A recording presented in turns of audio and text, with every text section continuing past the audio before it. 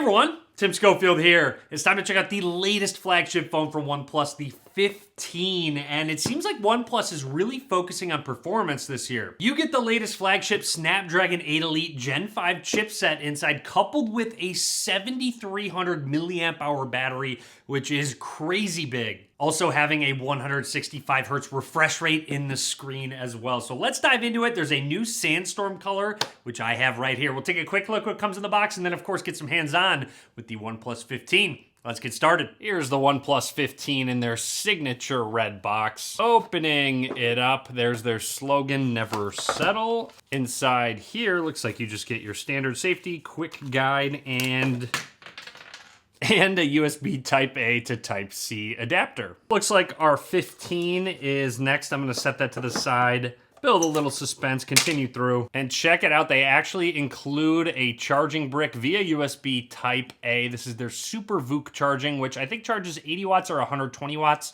depending where at in the world you are, and they include their signature red and white USB Type-A to Type-C cable. Finally, there's a SIM ejection tool in there. And I know what you came to see, the 15 from OnePlus in that Sandstorm color. Check that out. Wow, it's really clean.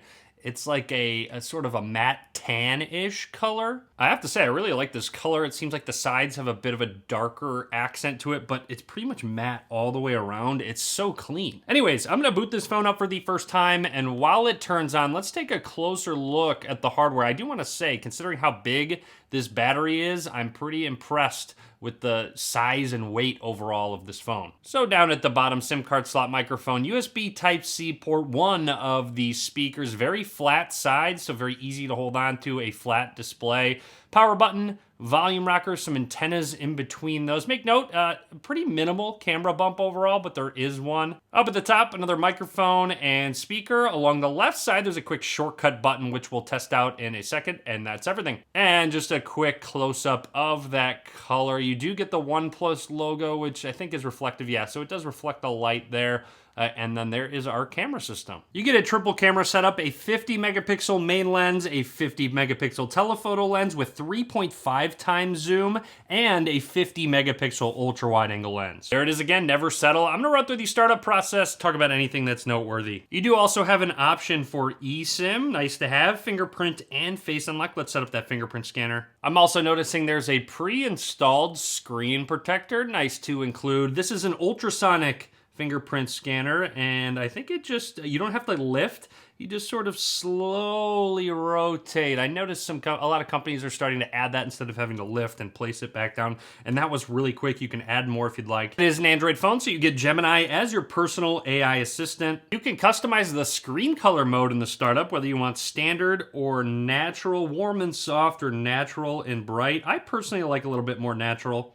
All right, we are all set up and ready to go with Oxygen OS, which is OnePlus's skin on top of Android. Let's go. I like that little animation. Everything I'm expecting to be very snappy, smooth, again, with the flagship chipset. Now, something interesting about the 6.78-inch display on the OnePlus 15 is that it goes all the way up to 165 hertz. However, one difference between the 13 and the 15, yes, they skipped 14, is that they went with a 1.5K display as opposed to the 2K display. Now, the reason being, I'm told, is that they don't even produce a 2K 165 hertz display. So if you wanted 165 hertz, you had to go with 1.5K resolution. And I do have to say, the display looks really great. Going into display settings, scrolling down, I can tell it's enabled out of the box, at least auto select. Yeah, so everything is looking really smooth, but you can force high to 165 hertz. I do believe to take advantage of 165 hertz, it's only specific games that can do so. I also want to point out, going back into screen color mode, you don't just have standard and natural. I'm surprised Vivid didn't show up as an option as well. If you like things a little more punchy,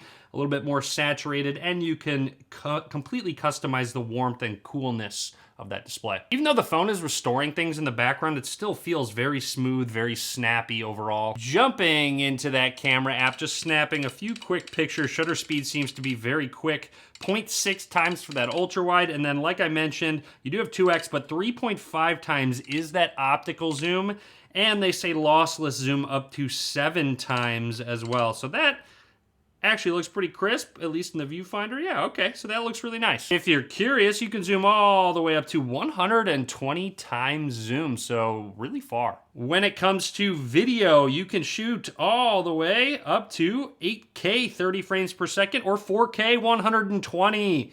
Really, really happy that OnePlus included 4K 120. In terms of some other modes, the master mode where you can have it on auto or pro, which I like kind of playing around with, get a little more cinematic with it. A portrait mode with different f-stops. You can change the depth of field, text scanner, and here's just a list of all the other ones, including night, time-lapse, and pro video. Like with all phones, when it is restoring and while I'm taking pictures and video, I do feel it get a little warm here, but it's not hot by any means. They do have an advanced cooling system with their vapor chamber, and they claim you can get sustained 120 frames per second gaming in some games without any frame drops, which I'm pretty excited to test out. Going into home screen, lock screen style, they have some pre-applied themes, some really good ones to kind of get you kick-started. You can completely customize it though. Applying this theme brings me home and there's just a nice little animation there. Go to the lock screen, check that out. Just some really cool options. By the way, that fingerprint scanner seems to be incredibly fast. No, you don't need to press the power button. Oh, pressing and holding it will get you to the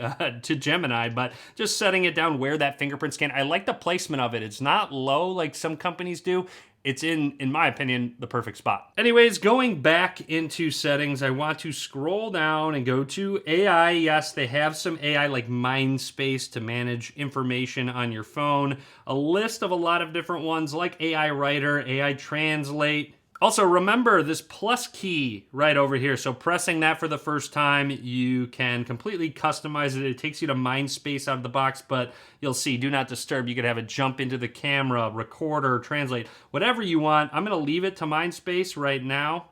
So if I press it there, your AI brain, press key to save content, hold to record a voice memo. So if I double press that button now, there is the Mindspace opening up. Also, 7,300 milliamp hour battery right here. You can go into power saving mode. You can go into a high performance mode as well to really push it to the limit if you'd like to. Obviously expect battery to not last quite as long. Anyways, that's everything I want to talk about for now with the brand new OnePlus 15. More content to come. I really like this sandstorm color. Drop a comment. Let me know what you think. Let me know if you like the color. If you're interested in picking up the OnePlus 15, again, crazy large battery, top tier performance, and just a really good looking, comfortable phone that seems to be really snappy. But anyways, a lot more to come. Be sure to subscribe. Be sure to give this video a thumbs up. And as always, thanks for watching.